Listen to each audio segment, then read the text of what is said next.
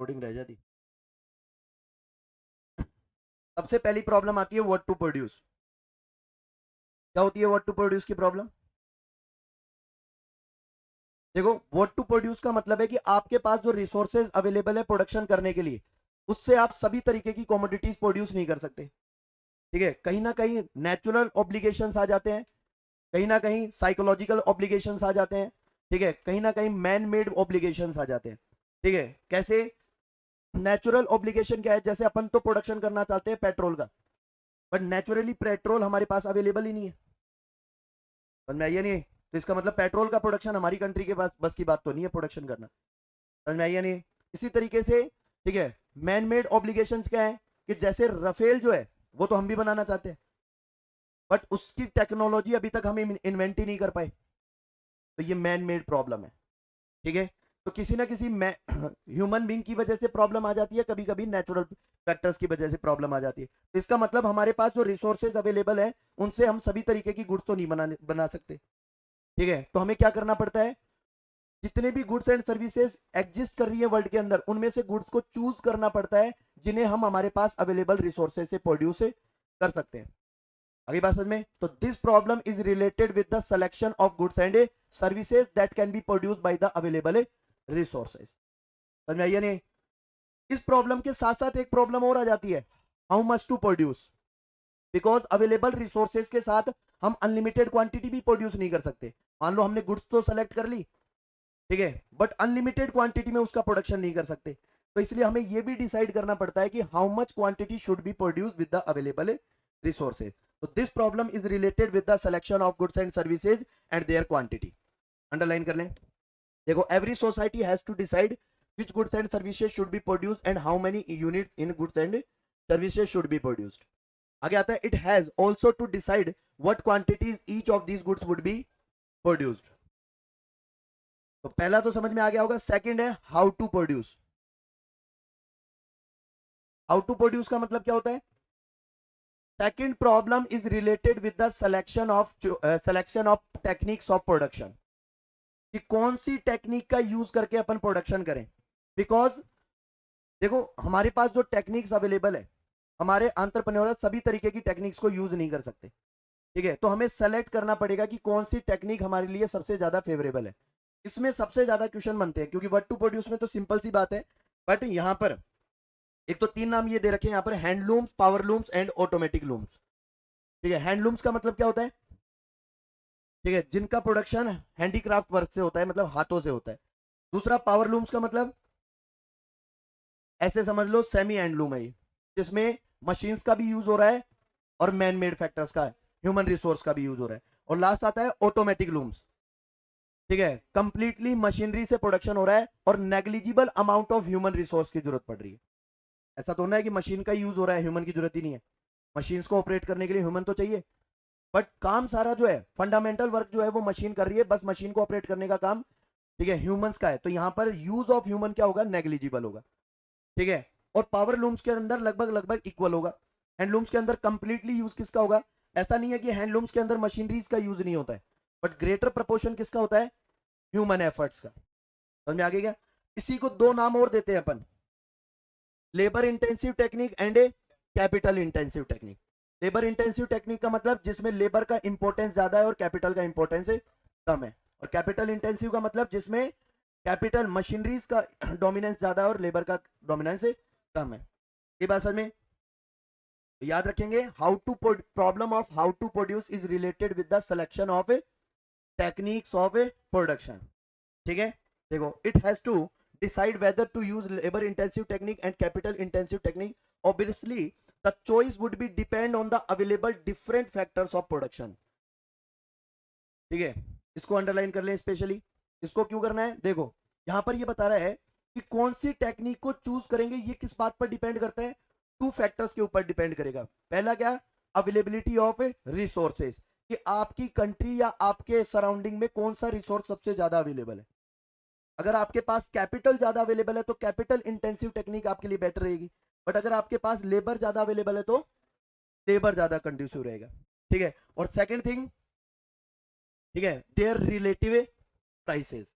Relative prices का मतलब सीधी सी बात है, अगर आप, हो सकता है कि आपकी कंट्री में कैपिटल ज्यादा हो, बट लेबर के कंपैरिजन में कैपिटल जो है वो महंगी है, तो कैपिटल को यूज करोगे क्या? ठीक है, ऑब्वियसली आप लेबर को यूज करना पसंद करोगे। तो दोनों की रिलेटिवली जो प्राइस है, ये भी सिलेक्शन में हेल्प करती है।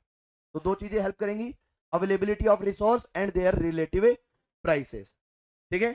अच्छा, किसी कंट्री के लिए कौन सी टेक्निक बेटर रहेगी चूज करना? डिपेंड करता है, किस बात पे डिपेंड करता है? जिस कंट्री के पास जो रिसोर्स सबसे ज्यादा है, उस टेक्निक को चूज करे तो वही उसके लिए कंड्यूसिव रहती है। फॉर एग्जाम्पल, इंडिया जैसी कंट्री के लिए लेबर इंटेंसिव टेक्निक का यूज किया जाए तो ही बेटर है। बिकॉज अगर इंडिया के अंदर आपने कैपिटल इंटेंसिव टेक्निक का यूज कर दिया, तो दो बातें होंगी। पहली बात, लेबर हमारे पास ज्यादा है और कैपिटल हमारे पास है कम है, तो एक तो कैपिटल की कॉस्ट आएगी ज्यादा, क्योंकि जो फैक्टर स्केर्स होगा, शॉर्टेज में होगा, उसकी कॉस्ट क्या रहती है? ज्यादा। तभी हमारी कंट्री के अंदर इंटरेस्ट रेट बहुत हाई रहते हैं, समझ में आइए नहीं? तो कैपिटल का यूज कर लोगे अगर लेबर मतलब लेबर मार्केट के अंदर, तो सीधी सी बात है, कॉस्ट ज्यादा आएगी। दूसरी बात कि अगर आपने कैपिटल का यूज कर दिया, तो हमारी कंट्री के most of resources, most of labours क्या हो जाएंगे? अनएम्प्लॉयड। तो दो तरीके से नुकसान मिलेगा। और अगर अपन यही यही बात अगर अपन अमेरिका के लिए करते हैं, तो अमेरिका जो है मोस्टली किसका यूज करता है? कैपिटल। जापान जो है वो भी कैपिटल इंटेंसिव टेक्निक का यूज करता है। क्यों भाई? क्योंकि उनके पास ह्यूमन रिसोर्स, स्किल्ड और अनस्किल्ड ह्यूमन रिसोर्स कम है, बट उसके कंपैरिजन में कैपिटल ज्यादा है। वहां कैपिटल ज्यादा कहां से आई भाई? प्रिंट कर करके सप्लाई दे दी क्या? फिर एक्सपोर्ट करते हैं, इस वजह से उनके पास कैपिटल कहां से आ गई? लेवल ऑफ प्रोडक्शन आया है। तो लेवल ऑफ प्रोडक्शन तो तब आई हुआ होगा ना जब कैपिटल ज्यादा है उनके पास। पूर्वज छोड़ गए? पूर्वज तो बेटा तुम्हारे वाले ज्यादा छोड़ गए। इंडिया वालों को ज्यादा घमंड है, हमारे पूर्वज 100 बीघा छोड़ गए, 200 बीघा छोड़ गए। ठीक है, उनके पास कैपिटल कहां से ज्यादा आ गई भाई? लूट कर। हाँ, तुम्हें लूटा है पहले, और इनका मुंह देख लो, ये लुटवाने वाले। तुम लूट लो और आए हुए को। वो तो 1947 से पहले था जो इंडिया के लोग बोले थे, आज आ जाए तो। हाँ,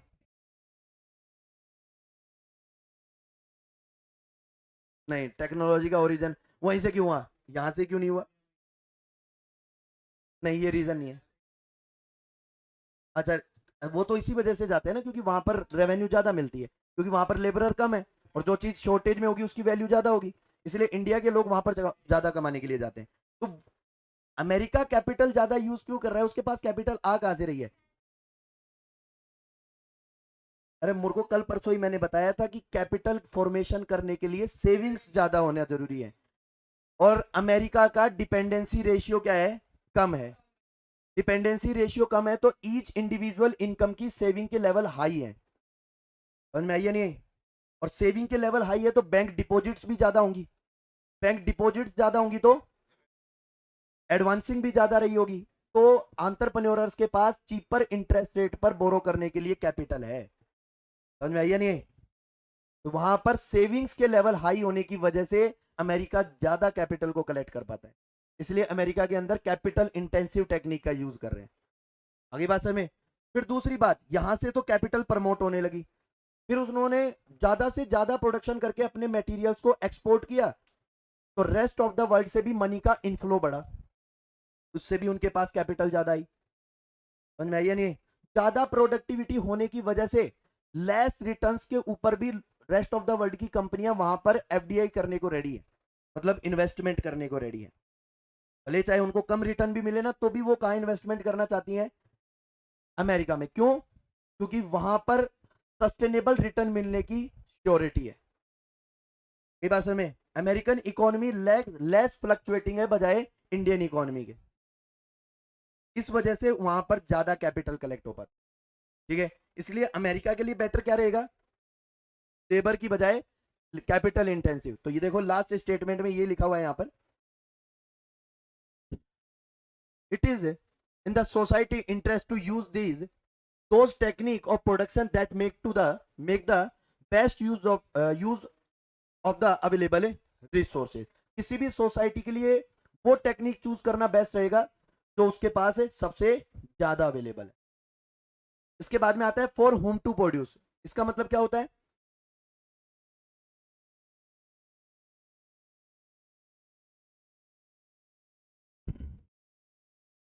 this problem related with,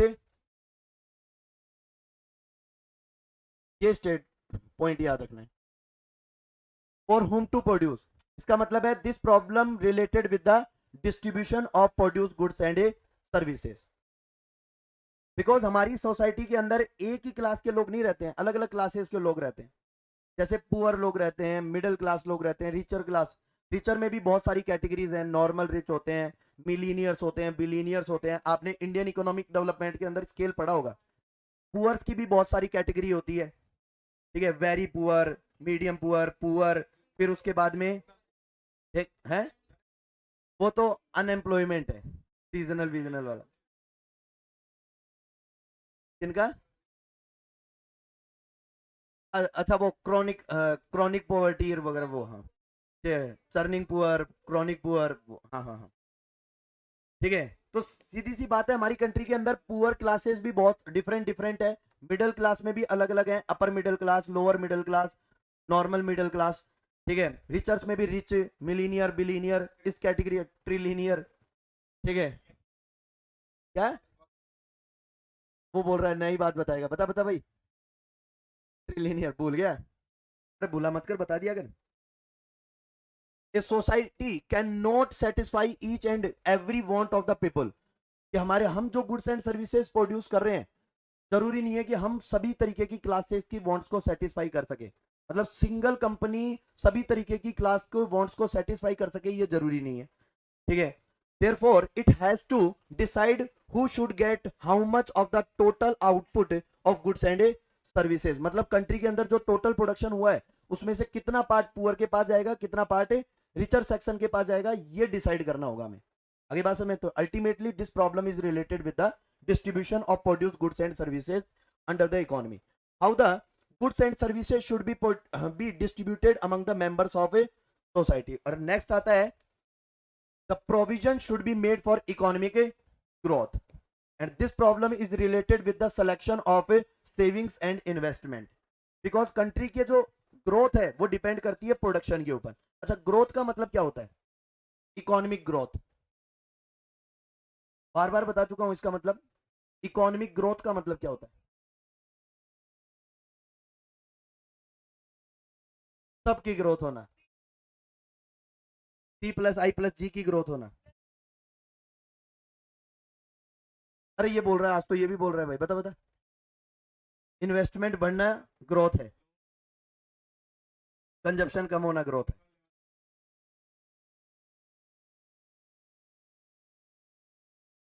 business cycle के अंदर मैंने बताया था, ठीक है, एक continuous rise in the GDP is known as growth. तो मैं देखना चाहता ना तुम्हारा विचार जो है वो कितने ज्यादा कंफ्यूज हो सकते हैं। आप अपनी बात पे अडिग भी तो रहो, क्योंकि वहां पर जब ऑप्शन 4 होंगे, तो बाकी के ऑप्शन भी इस बात को असाइन करेंगे कि वो भी आपको ऐसे लगेंगे ये सही है। तो जो आपको सही लगता है उस पर आप अडिग भी तो रहो कि हाँ भाई, मैं ये इस ऑप्शन के अलावा किसी और को नहीं चूज करूंगा। आप नई नई विचार लाने लग जाते हो दिमाग में, क्यों? और जब ग्रोथ की बात आई, जब कोई क्वेश्चन पूछता हूं तो कोई नहीं बोलेगा, गर्दन छुपाने लग जाएंगे। और जब उल्टी बात होगी ना, तो हंस हंस के सामने आते हैं। नहीं, ये स्टूडेंट की पहचान है, शाबाश, बोला ना, देखो मैं बोला ना, दूसरी बात चलते ही बोलेगा। और अभी जब मैं कर रहा था कि ग्रोथ क्या होती है, तो बालों को ऐसे, अरे अच्छाई में ही मुंह छुपाने की जरूरत पड़ती है, बुराई में मुंह छुपाने की जरूरत नहीं पड़ती है, है? जरूरत ही नहीं है अपने को किसी की वीडियो देखने की। देखो, तो the provision should be made for economic growth. Growth का मतलब होता है कंटिन्यूअस राइज इन जीडीपी, ठीक है। अब जीडीपी राइज कैसे करेगा? ठीक है, जीडीपी को राइज करने के लिए प्रोडक्शन को बढ़ाना पड़ेगा, और प्रोडक्शन को बढ़ाने के लिए जो सबसे ज्यादा फ्लक्चुएटिंग फैक्टर होता है वो क्या होता है? इन्वेस्टमेंट। आगे बात समझ में? और इन्वेस्टमेंट कहां से आता है? कंट्री की सेविंग से। आगे बात समझ में? तो इसका मतलब यहां पर हम चॉइस मेकिंग करेंगे कि हमारी कंट्री को इन्वेस्टमेंट को प्रमोट करने के लिए कितनी सेविंग्स करने की जरूरत है। समझ में आई या नहीं? अच्छा, कई बार गवर्नमेंट भी सेविंग्स को इंक्रीज करने में हेल्प करती है, मानते हो क्या इस बात को? कैसे? टैक्स को कम करके, सब्सिडी देकर, और प्रोविडेंट फंड वेरी गुड, और ग्रेचुइटी वेरी गुड, और अच्छा, इंश्योरेंस के थ्रू भी सेविंग्स प्रमोट होती है क्या? ठीक है, तो ये वो फैक्टर्स हैं जिनके थ्रू गवर्नमेंट कंट्री के अंदर सेविंग्स को प्रमोट करने का काम करती है। ठीक है, तो देखें, because it uses all the resources for current consumption and no provision is made for further production, the society production capacity would not increases। इसका मतलब क्या है? यहां से अपने को यह समझना है कि अगर हम हमारी इनकम का ग्रेटर प्रोपोर्शन करंट कंजप्शन के लिए यूज करते हैं, ठीक है, तो हमारी कंट्री के सेविंग्स के लेवल क्या हो जाएंगे? कम। सेविंग्स कम होगी तो कंट्री के अंदर इन्वेस्टमेंट के लेवल भी क्या हो जाएंगे? कम होने लग जाएंगे। इन्वेस्टमेंट के लेवल्स कम होंगे तो कंट्री के अंदर कैपिटल भी कम हो जाएगी, और कैपिटल कम होगी तो प्रोडक्टिविटी क्या होने लग जाएगी? कम होने लग जाएगी। इससे क्या होगा? जो हमारी कंट्री की ग्रोथ है वो स्टेगनेंट एंड बैकवर्ड रह जाएगी। समझ में आई या नहीं? तो कुल मिलाकर बात यह है कि अगर हमें कंट्री की ग्रोथ करनी है तो सेविंग्स को प्रमोट करना पड़ेगा। सेविंग से इन्वेस्टमेंट एंड कैपिटल प्रमोट होगी, और उससे कंट्री की ग्रोथ इनहांस होगी।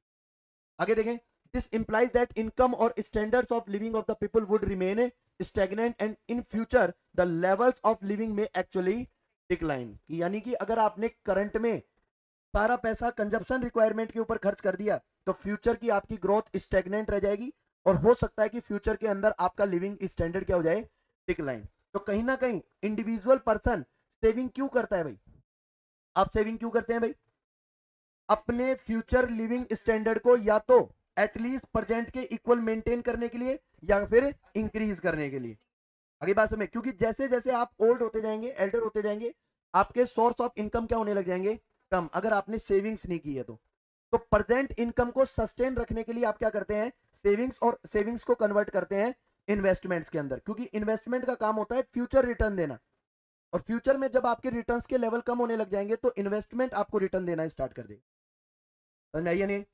तो सीधी सी बात है कि अगर आपको अपना फ्यूचर लिविंग स्टैंडर्ड मेंटेन करना है तो प्रेजेंट में करंट कंजप्शन को क्या करना पड़ेगा? कम करना पड़ेगा, और सेविंग्स को इंक्रीज करना पड़ेगा। Therefore, a society has to decide how much saving and investment, how much sacrifice the current consumption should be made for the future progress। और नीचे दे रखा है an economic system refer to the sum. अच्छा, यहां से economy का meaning start हो जाता है। ठीक है, अब देखो यहां पर 4 क्वेश्चंस आए हैं, चारों क्वेश्चंस के जो आंसर्स हैं, ठीक है, क्वेश्चन ही आए ना, ठीक है, what to produce, how to produce, कैसे प्रोडक्शन करें, क्या प्रोडक्शन करें, किसके लिए करें, इन तीनों चारों क्वेश्चनों का जो आंसर है, it's all depend on the nature of economic system. Country का इकोनॉमिक सिस्टम क्या चल रहा है उस पर डिपेंड करता है इन चारों क्वेश्चनों का आंसर। फॉर एग्जाम्पल, जहां पर, ठीक है, व्हाट टू प्रोड्यूस का डिसीजन प्राइवेट इकोनॉमी यानी कि कैपिटलिस्ट इकोनॉमी का क्या डिसीजन होना चाहिए? जिसमें प्रॉफिट ज्यादा हो। जबकि सोशलिस्ट इकोनॉमी हो तो सीधी सी बात है, वो गुड्स बनाओ जिससे कंट्री का वेलफेयर ज्यादा हो। तो डिसीजन बदल गया ना दोनों जगह। तो याद रखना, इन क्वेश्चंस के आंसर्स जो है वो डिपेंड करते हैं नेचर ऑफ इकोनॉमिक सिस्टम के ऊपर। अब इकोनॉमी का मतलब क्या होता है? हाउस होल्ड्स को इकोनॉमी बोलते हैं, बताओ भाई, इसमें से देख के बताओ।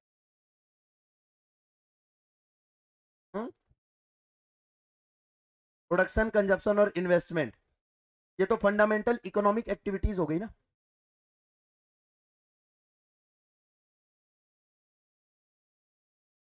देखो, इकोनॉमी जो होती है किसी कंट्री की ज्योग्राफिकल बाउंड्री को रिप्रेजेंट करती है, और इस बात को रिफ्लेक्ट करती है कि उस ज्योग्राफिकल बाउंड्री के अंदर जो पीपल्स रह रहे हैं वो अपने पास अवेलेबल रिसोर्सेज का यूज करके कैसे इनकम को जनरेट कर रहे हैं। समझ या नहीं? मतलब कौन कौन अपने अवेलेबल रिसोर्सेज को किन डायरेक्शंस के अंदर यूज करके, ठीक है, इनकम अर्न कर रहे हैं, और जो इनकम अर्न कर रहे हैं उनको कौन कौन सी कमोडिटीज के ऊपर स्पेंड कर रहे हैं। समझ में आइए नहीं? इन टोटल, इनके टोटल अरेंजमेंट को जो शो करता है उसको बोलते हैं इकोनॉमी। अगली बात समझ में? इसका मतलब economy reflects the total arrangement of production and their distribution over a geographical boundary of a country. ठीक है, देखें, an economic system, economic system का ही दूसरा नाम होता है economy, refers to the sum total of arrangement of for the production and distribution of goods and services in a society. In short, it is defined as the sum of the total devices which give the effect to economic choice. इसके बाद में आपको याद रखना है कितने types की economy होती है, capitalist economy, socialist and mixed. अगली बात समझ में. अच्छा, ये तो एक टाइप है on the basis of factor ownership. इसके अलावा भी टाइप होते हैं इकोनॉमी के. ठीक है, एक होता है ओपन इकोनॉमी और एक होता है क्लोज्ड इकोनॉमी. ओपन इकोनॉमी का मतलब जिसमें एक्सपोर्ट, इंपोर्ट, एफडीआई और ओएफडीआई, ठीक है, ये करना पॉसिबल हो. अगली बात समझ में. और क्लोज का मतलब जो रेस्ट ऑफ द वर्ल्ड के साथ किसी भी तरीके के इकोनॉमिक ट्रांजेक्शन्स मेड नहीं कर रही है. अगली बात समझ में. तो ये तो है ट्रांजेक्शन्स के बेस पर. और अब बात आती है, ठीक है, डेवलपमेंट के बेस पर. डेवलपमेंट के बेस पर भी तीन इकोनॉमीज होती हैं. कौन कौन सी? डेवलप्ड, अंडर डेवलप्ड और बैकवर्ड. ठीक है, अंडर डेवलप्ड को ही डेवलपिंग बोलते हैं. ठीक है. अच्छा, डेवलप्ड इकोनॉमी किसे कहते हैं? डेवलप्ड कोई है ही नहीं. कैसे नहीं है?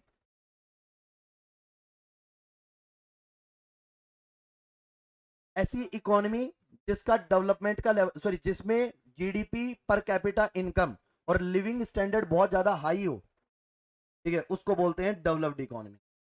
और वो आगे और भी प्रोग्रेस किया जा रहा है तो वो डेवलप्ड ही है. ठीक है.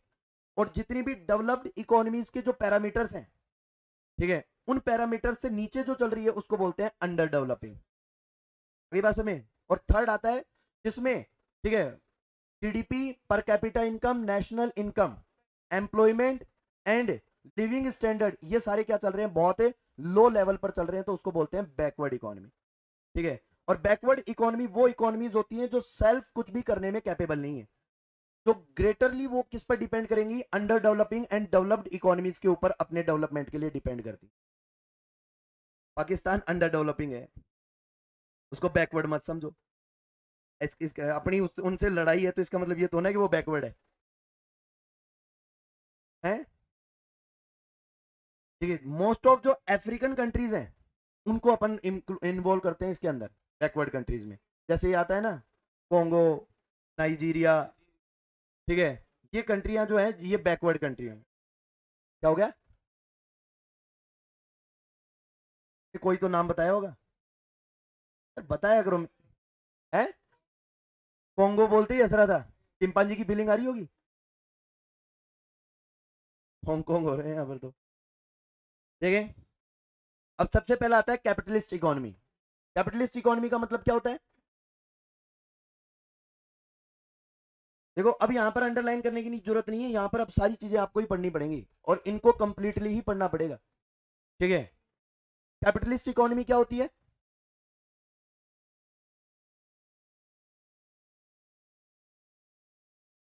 प्राइवेट सेक्टर क्या करता हो?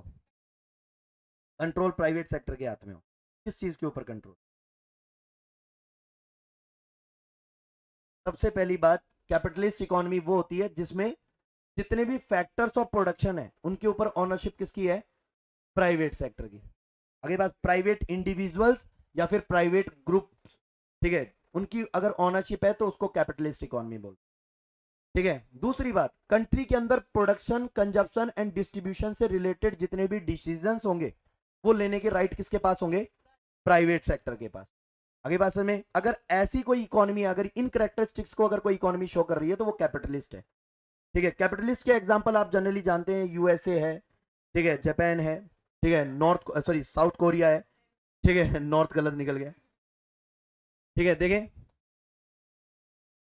Predominant economic system in the modern global economy, इसका मतलब प्रेजेंट में सबसे ज्यादा डोमिनेंट इकोनॉमी जो है वो कौन सी है? कैपिटलिस्ट. क्योंकि हर कंट्री अपने आप को कैपिटलिस्ट में कन्वर्ट करना चाहती है. क्यों क्यों करना चाहती है भाई? हाँ, फास्टर डेवलपमेंट के कंसर्न से और एफिशिएंट यूटिलाइजेशन ऑफ रिसोर्सेज के कंसर्न से. देखें, all the means of production are owned and controlled by the private individuals for a profit motive. Private property is the mainstay of capitalism. ये statement याद रखना है. Capitalism का main stay क्या है? Private property. Whereas profit motive is the deriving force. तो ये दो स्टेटमेंट याद रखने. मेन स्टे तो है प्राइवेट प्रॉपर्टी, कि आपको प्राइवेट प्रॉपर्टी रखने के राइट्स मिलेंगे. कैपिटलिज्म में। ठीक है, आपको प्राइवेट प्रॉपर्टी रखने के राइट मिल रहे हैं, इसीलिए आप क्या कर रहे हैं, वर्क करना चाहते हैं। ठीक है, एफिशिएंटली वर्क करेंगे, क्योंकि जितना ज्यादा एफिशिएंटली वर्क करोगे उतना ज्यादा प्रॉफिट और इनकम अर्न कर पाओगे, और जितना इनकम अर्न कर पाओगे उतनी ही ज्यादा प्राइवेट प्रॉपर्टीज ऑन कर पाओगे। अगली बात समझ में। और profit motive is the deriving force, और सभी एंटरप्रेन्योर्स या सभी इंडिविजुअल्स ज्यादा इफेक्टिवली काम कब करेंगे, जब उनको क्या मिलेगा, profit motive. Decisions of consumers and business determine economic activities. Ideally, the government has limited role in the management of economic affairs under this system. ठीक है, अब इसमें ये बात याद रखनी है कि कैपिटलिज्म के अंदर गवर्नमेंट का बहुत कम रोल होने की वजह से इसका दूसरा नाम क्या होता है, an economy is called capitalist, free market economy and laces fair economy. ठीक है, तो लेसेस फेयर इकोनॉमी का मतलब क्या है, जिसमें गवर्नमेंट का इंटरप्शन क्या है, नेग्लिजिबल या बहुत कम है, तो उस इकोनॉमी को बोलते हैं लेसेस फेयर। ठीक है,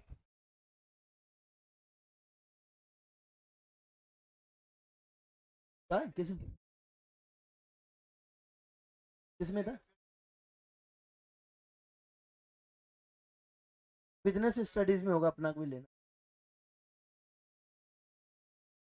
देखिए, अब इसके बाद में आता है राइट टू प्राइवेट प्रॉपर्टी। इसकी कैरेक्टरिस्टिक्स के ऊपर बात करते हैं कि क्या क्या खास बातें हैं जो आपको प्राइवेट कैपिटलिस्ट इकोनॉमी के अंदर या मार्केट इकोनॉमी में देखने को मिलेंगी। ठीक है, अच्छा, मार्केट इकोनॉमी को समटाइम्स फ्री मार्केट की बजाय फ्री इकोनॉमी भी बोल देता है। ठीक है, फ्री इकोनॉमी क्यों बोलते हैं, क्योंकि इसमें कमांड करने के लिए कोई भी गवर्नमेंट अथॉरिटी नहीं होती है, समझ में आई या नहीं है? और free market demand and supply के फोर्सेज ही, ठीक है, इस इकोनॉमी को आगे की तरफ रन करते हैं। समझ में आ गया क्या?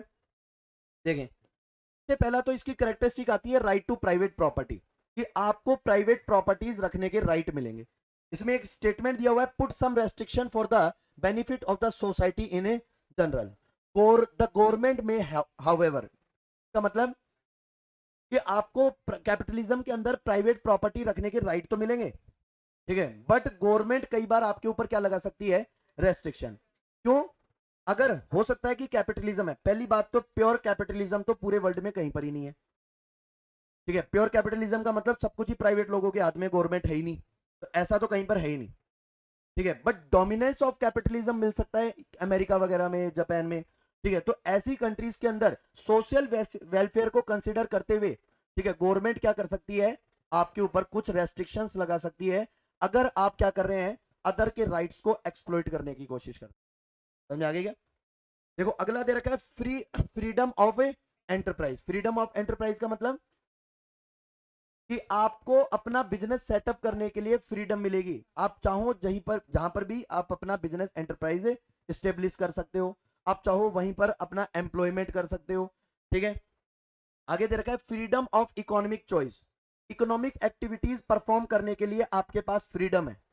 ठीक है, आपका मन है, आपके सामने जो प्रोड्यूसर्स ऑफर कर रहे हैं उनमें से किसी भी कॉमोडिटी को सेलेक्ट कर सकते हो।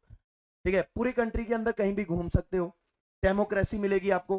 ठीक है, इसके बाद में profit motive. Profit motive is the deriving force. ये स्टेटमेंट ऊपर भी आया था, दोबारा आ गया है कि इस कंट्री को आगे की तरफ डिराइव करने का काम किसका होगा, प्रॉफिट मोटिव का। अगर प्रॉफिट मोटिव को एबोलिश कर दें तो प्राइवेट सेक्टर काम करना ही बंद कर देगा। समझ में आई या नहीं आई? सभी प्राइवेट एंटरप्रेन्योर्स क्यों इफेक्टिवली काम कर रहे हैं, क्योंकि उनको लगता है ज्यादा एफिशिएंटली और इफेक्टिवली काम करने से, ठीक है, क्या मिलेगा, ज्यादा प्रॉफिट मिलेगा। आगे बात में, तो प्रॉफिट मोटिव इस इकोनॉमी को आगे की तरफ डिराइव कर रहा है। आगे देखें, अगला दे रखा है कंज्यूमर सॉवरेनिटी। कंज्यूमर सॉवरेनिटी का मतलब consider to consumer as a king of market.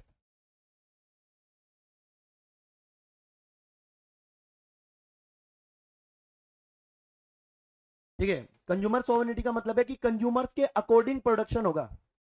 ठीक है, प्रोड्यूसर्स के अकॉर्डिंग कंज्यूमर्स परचेज नहीं करेंगे, जो कंज्यूमर्स डिमांड कर रहे हैं, ठीक है, उनके अकॉर्डिंग प्रोड्यूसर्स प्रोडक्शन करेंगे। समझ में आइए नहीं? इसको बोलते हैं कंज्यूमर सॉवरेनिटी, और इसी का मतलब होता है consumer is the king of market. ठीक है, अब इसमें देखो एक बात लिखी हुई है, consumer decide how the economy's limited resources are allocated. Country के जो रिसोर्सेज हैं वो किस डायरेक्शन में एलोकेट होंगे, ये भी कौन डिसाइड करता है इसमें, कंज्यूमर। समझ में आई या नहीं आई? कैसे, बता सकते हो? कंज्यूमर अपनी डिमांड पावर का यूज करके कंट्री के रिसोर्सेज को डाइवर्ट कर सकते हैं from one sector to another sector? नहीं। देखो, कंज्यूमर्स प्रोड्यूसर्स क्या बनाएंगे? जो कंज्यूमर्स डिमांड करेंगे। जैसे मान लो कंट्री के अंदर प्रॉस्पेरिटी पीरियड चल रहा है, तो प्रॉस्पेरिटी में सभी लोगों की इनकम लेवल भी हाई होंगे। इनकम लेवल हाई होगे तो आप जानते हो जो कैपिटल ड्यूरेबल गुड्स इंडस्ट्रीज हैं, ठीक है, उनकी डिमांड ज्यादा होगी। समझ में आई या नहीं? यानी कि ड्यूरेबल नेचर के प्रोडक्ट हैं जैसे कि गाड़ी मोटर वगैरह जो है, इलेक्ट्रॉनिक आइटम्स, रियल एस्टेट, इन सारों की डिमांड क्या होगी? ज्यादा। ठीक है, तो सीधी सी बात है, कंट्री का एंटायर रिसोर्स किसके प्रोडक्शन की साइड में डाइवर्ट हो जाएगा? रियल एस्टेट में, कैपिटल गुड्स इंडस्ट्रीज में, ड्यूरेबल गुड्स इंडस्ट्रीज के अंदर। समझ में आई या नहीं? तो इसका मतलब यहां पर कैपिटलिज्म के अंदर कंट्री के रिसोर्सेज को डाइवर्ट करने का काम किसका है? ठीक है, कंज्यूमर्स का, ना कि प्रोड्यूसर्स का। हाँ सर।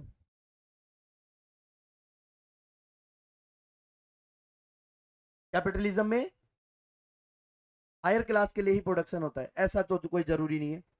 प्रॉफिटेबिलिटी तो लोअर क्लास पीपल से भी मिल सकती है। हुँ? डिमांड वाला चैप्टर सही से पढ़ा नहीं आपने शायद।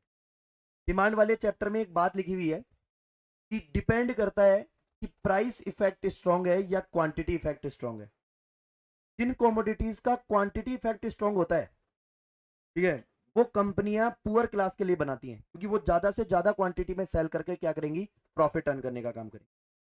ठीक है, और जिन कमोडिटीज का प्राइस इफेक्ट स्ट्रांग होता है बजाय क्वांटिटी इफेक्ट के, तो वो कंपनियां अपने प्रोडक्ट को ज्यादा से ज्यादा रिचर क्लास के लिए बनाती है।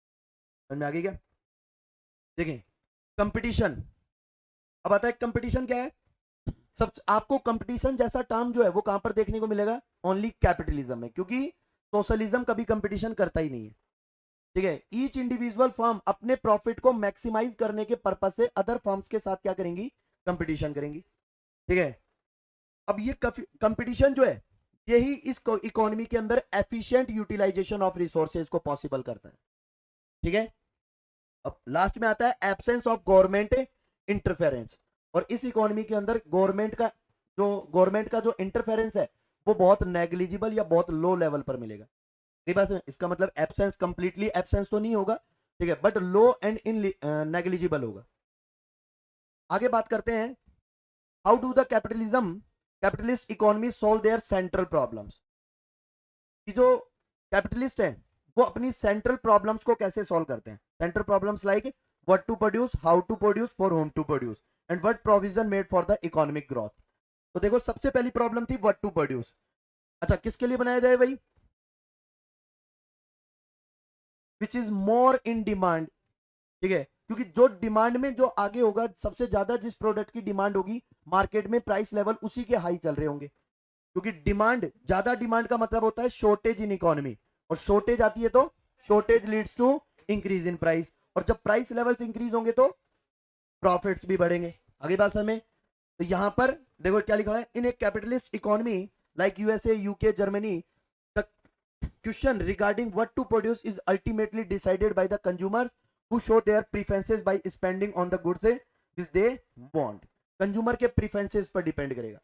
कंज्यूमर प्रीफरेंसेस मतलब डिमांड साइड। ठीक है, इसके बाद में आता है हाउ टू प्रोड्यूस। किसका प्रोडक्शन करे भाई? सॉरी, कैसे प्रोडक्शन करें? अवेलेबिलिटी पर डिपेंड करेगा? नहीं। कैपिटलिस्ट इकोनॉमी क्या सोचेगी? ठीक है, प्रॉफिट कमाना है, तो सीधी सी बात है, उस टेक्निक का यूज करो जिसकी कॉस्ट कम आए। आपकी बात भी सही है कि अवेलेबिलिटी ज्यादा हो, क्योंकि कॉस्ट उसी टेक्निक की कम होगी जिसकी अवेलेबिलिटी क्या हो? ज्यादा हो। अवेलेबिलिटी ज्यादा होने से सप्लाई ज्यादा हो जाती है, और सप्लाई ज्यादा होती है तो surplus leads to fall in price. तो हमारी कंट्री के अंदर जो फैक्टर्स ऑफ प्रोडक्शन ज्यादा क्वांटिटी में अवेलेबल है, जिसकी कॉस्ट कम है, उस टेक्निक का यूज किया जाए। ठीक है, ताकि कॉस्ट कम हो सके और प्रॉफिटेबिलिटी बढ़े। तो देखो इसमें लिखा होगा, technique of production which render his cost of production minimum, relative prices of factors of production help in deciding how to produce. Next आता है whom टू प्रोड्यूस।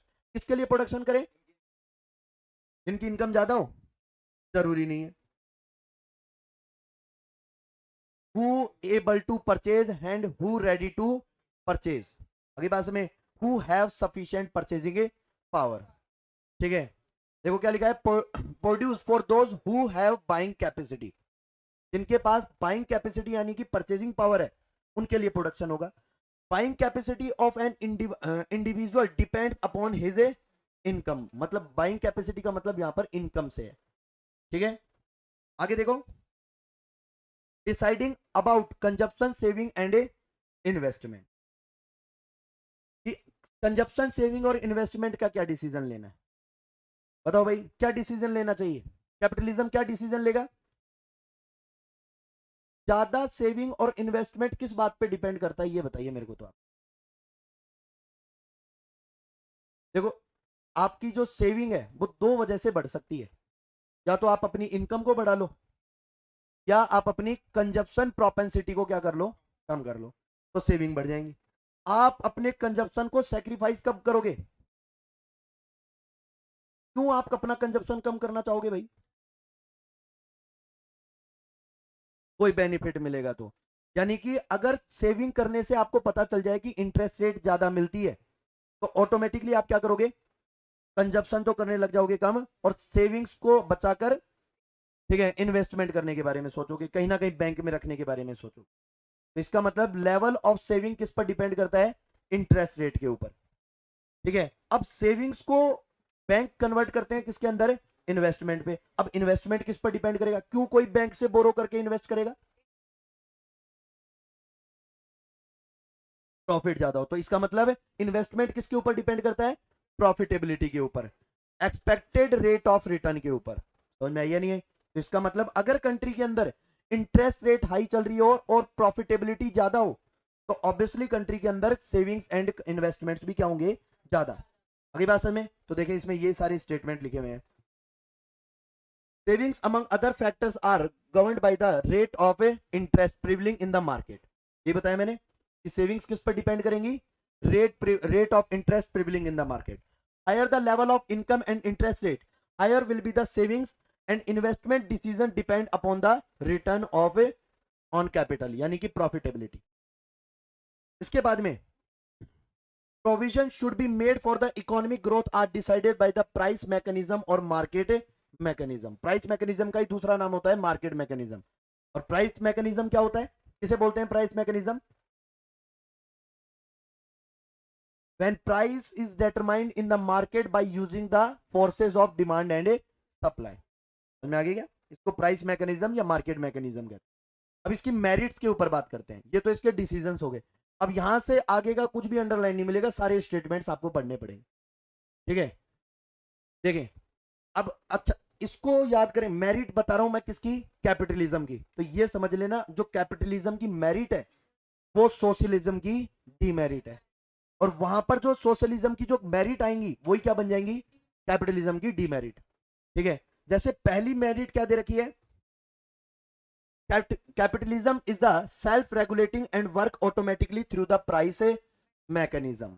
ये बात याद करनी है कि जो कैपिटलिस्ट सेक्टर है, प्राइवेट सेक्टर है, वो प्राइस मैकेनिज्म के बेस पर ऑटोमेटिकली रन करता है। तो इसका मतलब किसी भी कमांड और रेगुलेटरी बॉडी को स्टेब्लिश करने की जरूरत नहीं है। समझ में आइए नहीं, क्योंकि अगर गवर्नमेंट रेगुलेटरी बॉडी को स्टेब्लिश करती है तो उसके बहुत सारे खर्चे होते हैं। जैसे हमारी कंट्री के अंदर मान लो कि कोई सोशलिस्ट इकोनॉमी है, और सोशलिस्ट इकोनॉमी को रन करने के लिए क्या चाहिए, गवर्नमेंट, और गवर्नमेंट सिस्टम को ऑपरेट करने के लिए बहुत सारे खर्चे करने पड़ते हैं। समझ में आइए नहीं है, तो समझ पा रहे हो क्या इस बात को। जबकि अगर कंप्लीट प्राइवेट इकोनॉमी हो तो किसी भी रेगुलेटरी बॉडी को स्टेब्लिश करने की जरूरत नहीं है और उसका खर्चा उठाने की जरूरत भी नहीं है। तो ये बातें लास्ट में लिख रखी है, there is no need of incurring cost for collecting and processing of information and formulating implementing and monitoring policies। ना तो कोई इंप्लीमेंट करना, ना कोई पॉलिसी बनाना, क्योंकि पॉलिसी बनाओगे तो पॉलिसी बनाने के लिए आपको रेगुलेटरी बॉडी चाहिए, और रेगुलेटरी बॉडी के अपने खर्चे होते हैं। अगली बात समझ में, पूरा तो अंडरलाइन नहीं करना है, ये वाली बात अंडरलाइन कर लेनी है। के बाद में आगे सेकंड देखो, अब देखो मैंने यहां पे बोला ये इसकी मेरिट है ना, जबकि सोशलिज्म के अंदर क्या होगा, पूरी इकोनॉमिक सिस्टम को रन करने के लिए एक रेगुलेटरी बॉडी होगी, वो प्लानिंग बनाएगी, उसको इंप्लीमेंट करेगी, तो उसके बहुत सारे खर्चे आएंगे, तो ये कंट्री के अंदर नुकसानदायक रहेगा।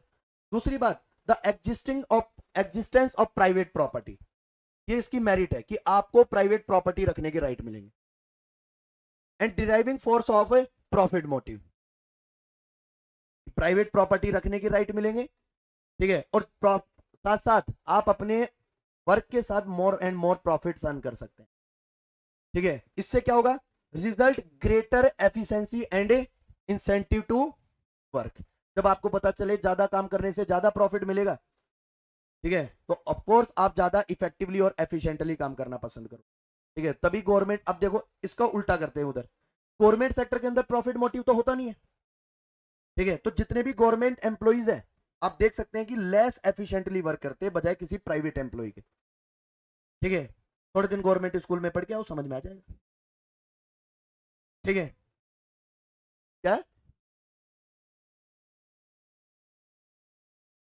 कॉलेज में पढ़ लो ना,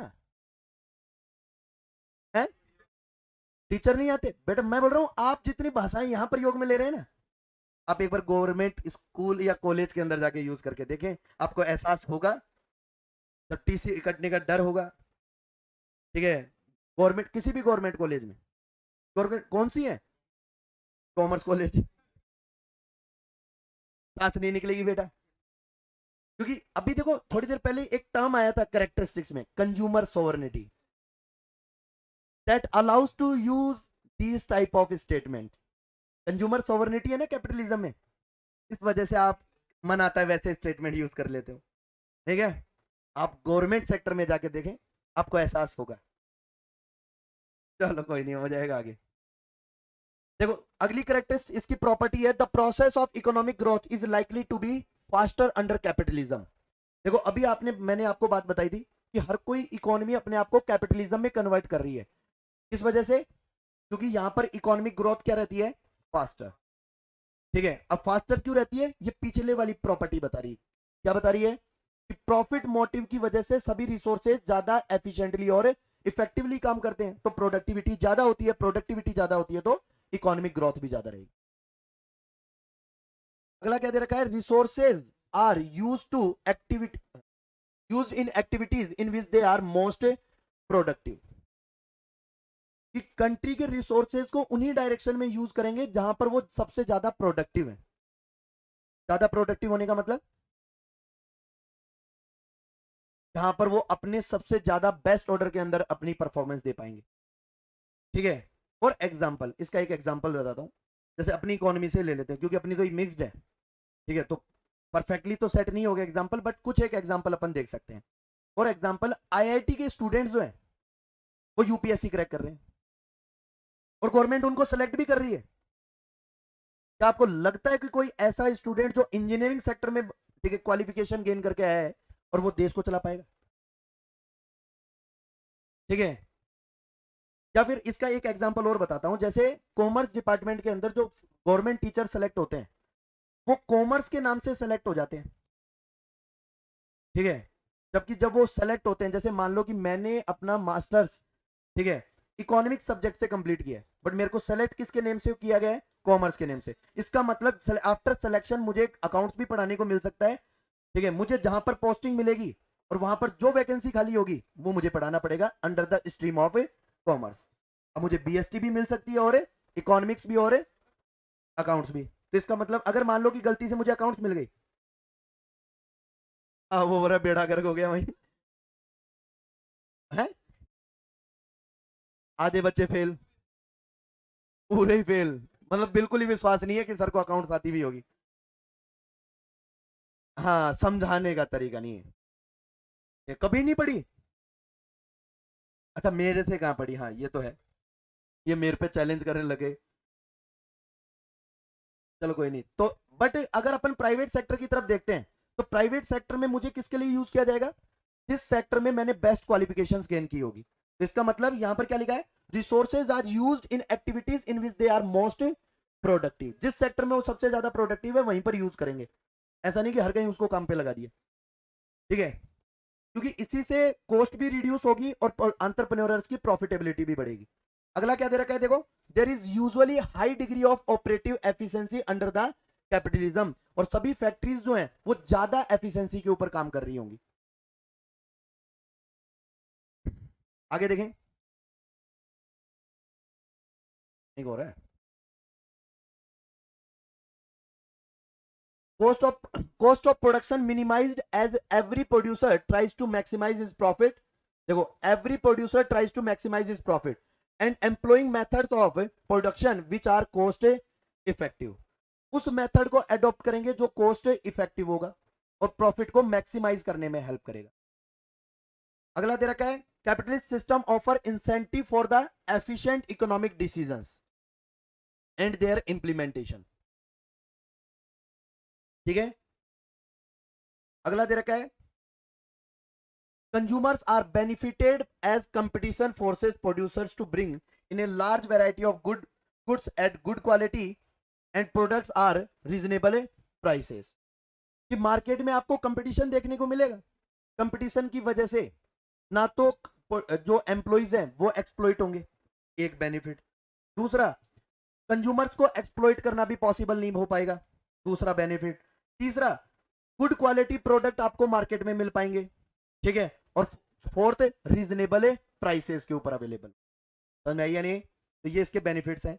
इसके बाद में capitalism offers incentive for innovation and technological progress. ठीक है. अगर कोई इनोवेशन करता है, कोई नई आइडिया लेकर आता है, प्रोग्रेस करता है, तो उसको इंसेंटिव देता है. ठीक है.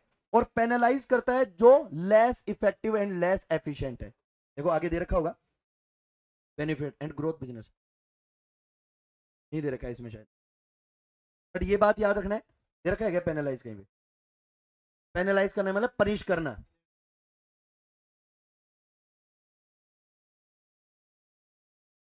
देखिए इसके बाद में, capitalism preserves fundamental rights such as right to freedom and freedom of private property. आपको फंडामेंटल राइट्स ऑफर होंगे. ठीक है. And right to private property offer होगा.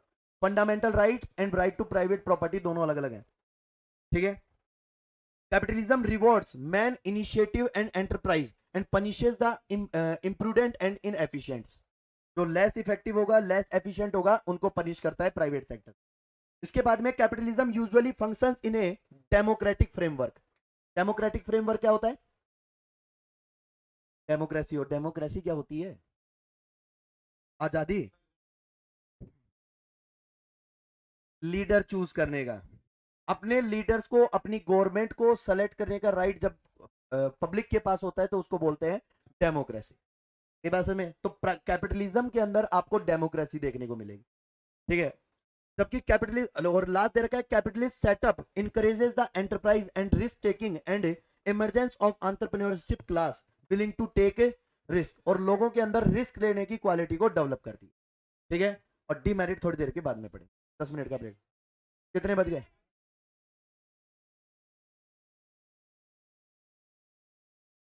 3:30 बजे छुट्टी होगी.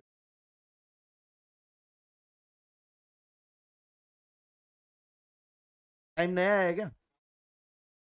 चलो कोई नहीं, डीमेरिट देख लो फिर. मेरे को 3:30 बजे तक का टाइम लगा. हाँ तो कोई नहीं, 10 मिनट में हो जाएंगे डीमेरिट.